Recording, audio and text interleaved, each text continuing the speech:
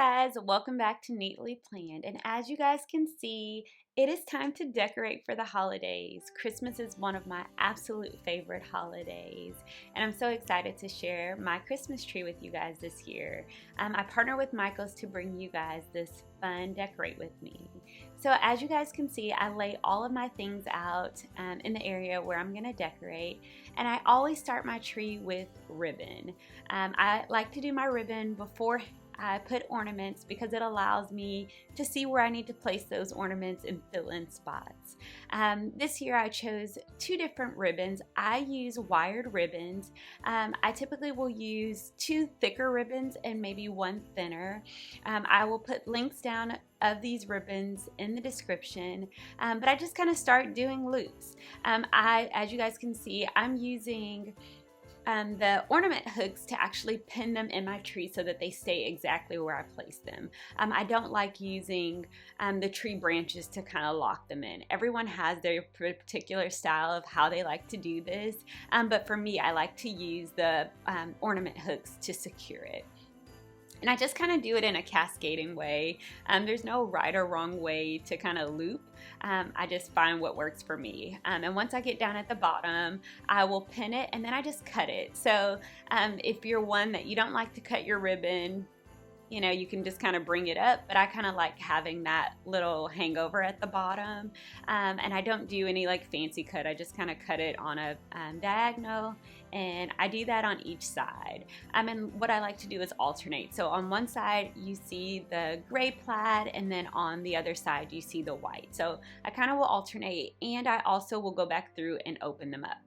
You see my honey there. He helps to decorate the tree with me, so I am not a one-woman show. My husband helps me. I love doing this with him. We've been doing this since we've been married, doing it together, and so we usually both will wait until there's a day where we both can do it together.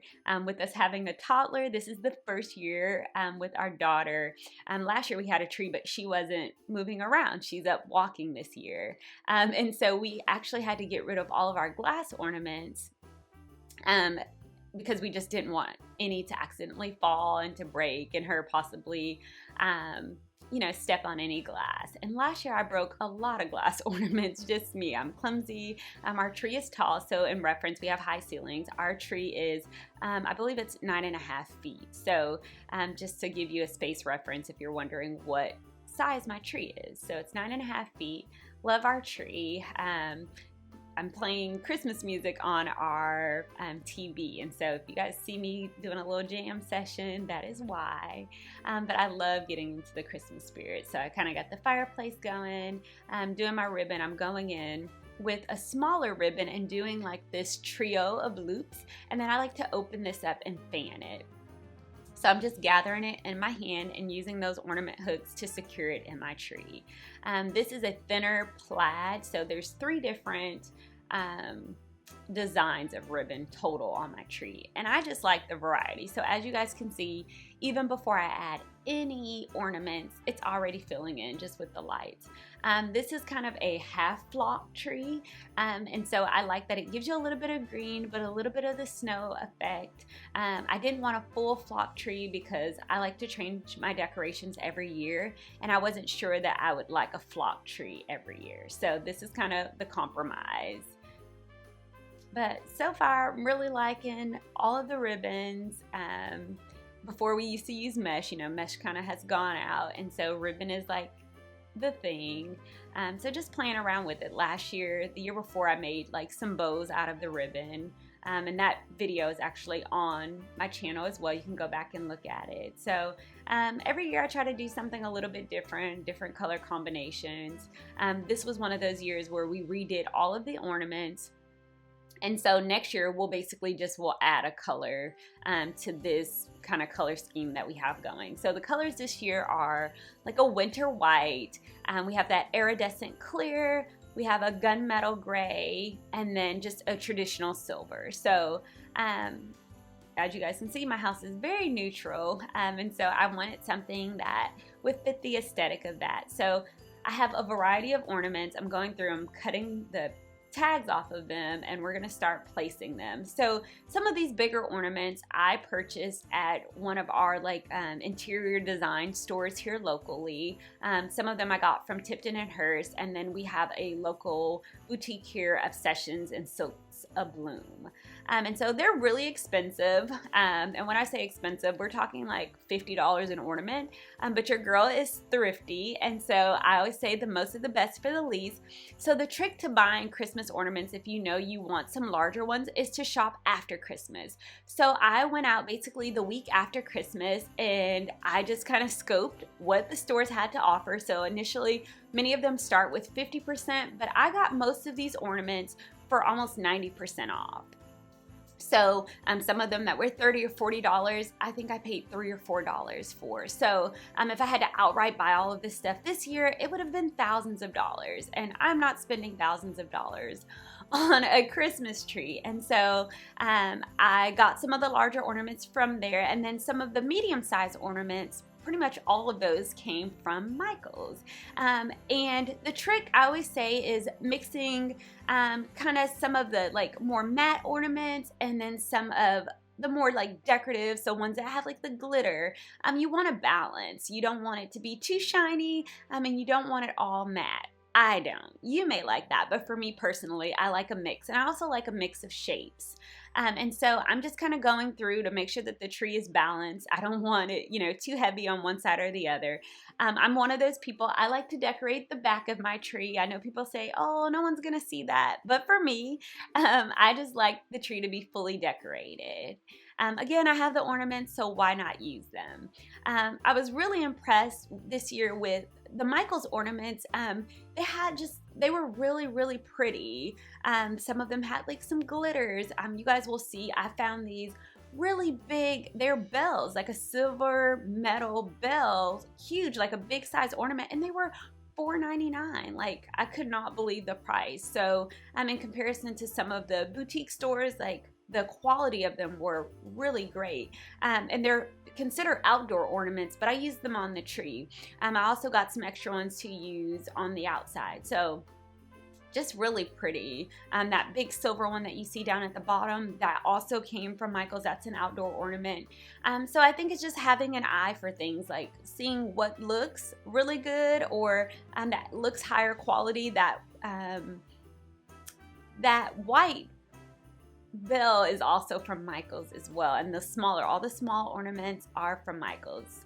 And so I try to limit how many ornaments I have to put on there, so I try to have a mix of big, medium, and small, just to kind of give it a full look. I like for my tree, I always tell you guys, I like a lot. So this may be too many decorations for some, but for me, I love it. I was one of those kids when I grew up. I always loved what I called the mall tree or the Macy's tree. And so I like for my trees to feel I'm walking into basically a display. I love the trees at Tipton and Hearst, so that's kind of just my personal aesthetic that I like. And so that's one of the bells that I was telling you guys about. Really pretty. I always like to use with my ornaments. We use the ornament hooks as well to secure them in there, so I don't use just the ornament hook itself or the loop that's on the ornament. We will secure it with those ornament hooks. They come typically in green and silver, and so for our tree we use the green so that you can't really see where it starts. I also say the trick to placing your ornaments so that they're not necessarily sticking out of your tree is to go inside. So you want to go as close to the inside of your tree as possible. So I'm going in and I'm adding just kind of the detailing of the tree. So these are picks that we got at our local Michael's. We have some silver flowers, and we just kind of go through and open them up. We also got just some bells. I picked up a few when I was out at some of the boutiques, but not many. But most of the ones that you will see in here, the gray, the flowers, we have some white ones. Playing around with our topper. Me and my husband, this is the one area of the tree that we kind of sometimes have different opinions on how we think it should look. My husband loves a really huge, full tree topper, and so we were going back and forth trying to figure out how we could get the look. But I like very whimsical, flowy tree toppers. And so these are basically picks that you will get in the floral stem section. Many of these are actually a couple years old from our Michaels, and then I got a few when we were at one of our local boutiques, but many of them are from my local Michaels. And then I used a wire cutter to cut them down because typically the stems are very long, and so when you're trying to stick them in your tree, they can stick out. So that's just kind of a design tip. If it's too long, you can just cut it. And sometimes it may not cut right away, but you can just bend them as well if you don't have a wire cutter, to get them to be the length that you want, where it's not sticking out of your tree. And so we played around. I think it took us 2 times before we actually got it the way that we want it. And so what I always say is kind of, you look at it, our tree topper, we look at it as kind of like north, south, east, and west, because what you don't want is the front and the 2 sides of the tree to look really good from the top, but then when you come around on the side, it looks naked in the back. And so that takes a little maneuvering to get it full all around. And so we just kind of play around with it. We find ones that are maybe will fill in the sides. So you need some that will give you height, you need some that will give you depth, and we just play around. So a lot of it is putting it up, stepping back. My husband's pretty tall too, and he still uses a step stool to really get the top the way we want it, because you kind of got to move things around quite a bit. And so this is him and I discussing what it looks like, where we think it needs to be moved to. This is probably the least favorite part of the tree, is getting the topper the way we want it. And so it's just literally like he's cutting it some more, just placing it to see what we think will work best. And so felt like I needed to add some additional ribbon to kind of fill in that top space. As we were placing pieces in there, we noticed it was kind of some gaps at the front of the tree. So just playing around with it, adding, taking away. And again, this video is time-lapse because it took us a few hours to do this tree. So this isn't something that you could just throw it up there, wham bam, it's done. It takes time. And so we had a little food break. We kind of came back at it, and sometimes from a design, just design or creative, like sometimes you got to just step away and then come back to it. And so this was a day we did this during the day when our daughter was at daycare, because she would not let us do this in peace. So this was definitely, no kids, no interruptions, and we were able to just focus on the tree. But I love this time with him, so it was just kind of fun to jam out to some Christmas music and get the house festive. We actually put this tree up on early November, like the second week in November. And so I'm just now uploading this video. So my house has been festive for quite some time. It is 2020, and I had to do something that would bring me joy. And I really wanted my Christmas decorations up November the 1st. But we weren't able to do that, but I did get it up the second week in November. So off camera, we're just cutting those stems down some more. I'm adding more picks. And we're just trying to get the top to look full from all angles. My husband usually will sit on that chair there. Usually where the Christmas tree is, we have another chair that sits on that side, but for Christmas we move it. And so we're just adding more picks, stepping back. This will have your calves on fire going up and down these step stools to do this topper.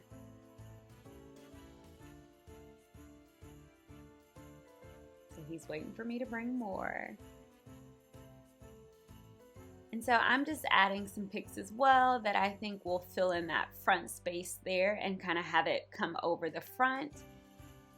But yeah, it takes a lot of picks. So I would say there's probably 20 to 25 picks.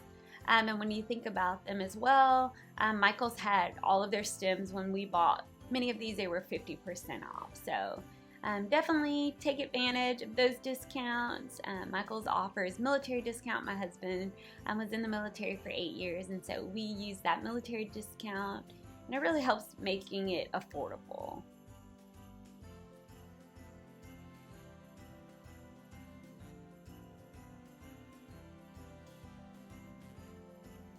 So this is when you're just getting into the details, looking around to see where you have those gaps in your tree, where you can add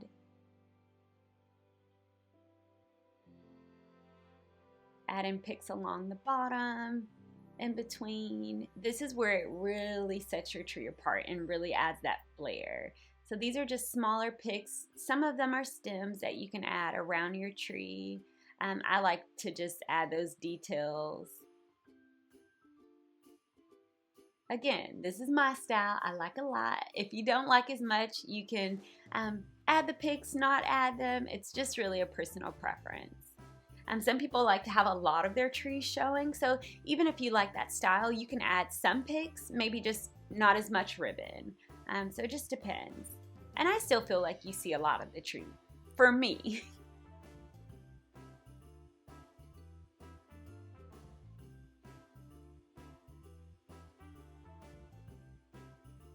And I think my husband is one of those people, he's like, I think that's enough. Because I think I would just keep adding, and I always feel like there's more. And he likes to turn the lights off because that really allows you to see the gaps. So if you feel like, oh, it looks really good, turn your lights off to double check that you're not missing any spots.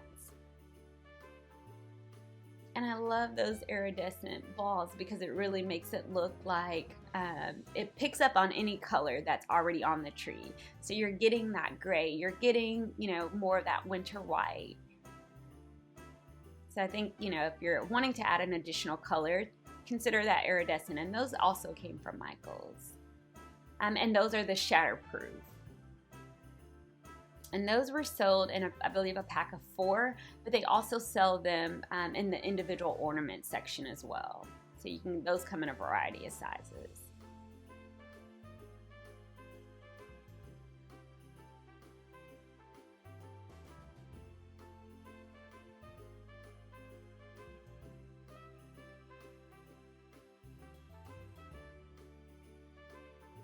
We're just going up and down and repeating it, like looking around. He'll look in an area, I'll have him come look at it, I'll do the same. He'll place some things and I will add.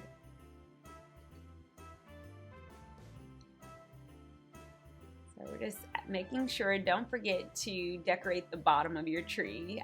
Some people the top will look great, but then when you really get down to the bottom, you've missed a lot of spots. So we try to make sure that the bottom of our tree is decorated as well.